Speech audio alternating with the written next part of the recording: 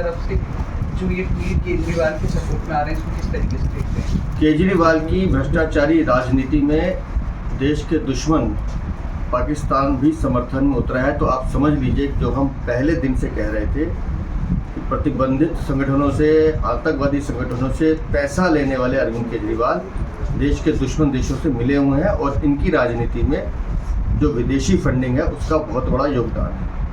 पाकिस्तान अगर केजरीवाल के समर्थन में बोल रहा है और वहाँ के चौधरी सफाद हुसैन पूर्व मंत्री ये बात कह रहे हैं और उनकी रिहाई पर भी उन्होंने 11 मई को एक ट्वीट किया था, तो सीधा सीधा जो हम बार बार इस बात को कहते रहे कि केजरीवाल की जो राजनीति है वो देश के दुश्मनों से मिली हुई है। और मैं तो एक सवाल पूछना चाहता हूँ, 5 चरण के चुनाव हिंदुस्तान में हो गए, इससे पहले तो किसी का बयान नहीं आया।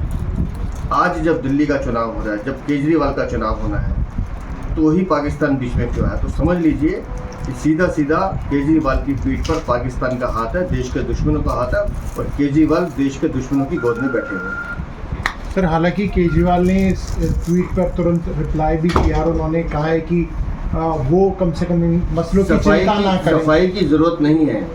मैं ये पूछना चाहता हूँ कि पाकिस्तान ने पहले तो इशारा पाके समर्थन किया और जब गर्दन फंसने लगी चुनाव वाले दिन तो अब सफाई दे रहे हैं। दिल्ली की जनता से मैं अपील कर रहा हूँ, केजरीवाल आतंकवादी संगठनों से मिले हुए हैं, उनसे विदेशी चंदा लेते हैं अपनी पार्टी को चलाने के लिए, और पाकिस्तान जैसे जो देश के दुश्मन हैं वो वहाँ से अगर केजरीवाल की तारीफ कर रहे हैं तो आप समझ लीजिए कि इस देश के दुश्मन दिल्ली में कैसे बैठे हुए हैं और इनका इलाज बहुत जरूरी है। सर, इसके पीछे आप कारण क्या मानते हैं? कारण आप बताइए ना जी। अगर पाकिस्तान का एक पूर्व मंत्री दिल्ली के मुख्यमंत्री जो अंतरिम जमानत में उनके समर्थन में आता है, तो इससे ज़्यादा शर्मनाक क्या हो सकता है?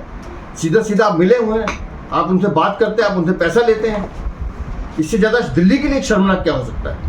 सर, दिल्ली में चुनाव हो रहे हैं और दिल्ली कांग्रेस ने एक आरोप लगाया है कि बीजेपी के कहने पर दिल्ली पुलिस जो कांग्रेस के नेता उनके साथ बदसलूकी कर रही है। जमीन खिसक चुकी है, 7 सीटों पे इनका सुपड़ा साफ है। दोनों भ्रष्टाचारी दल अब एक दूसरे की मदद के लिए कुछ भी करें, कुछ नहीं हो सकता। दिल्ली की जनता ने खुलकर प्रधानमंत्री मोदी जी को आशीर्वाद दिया है।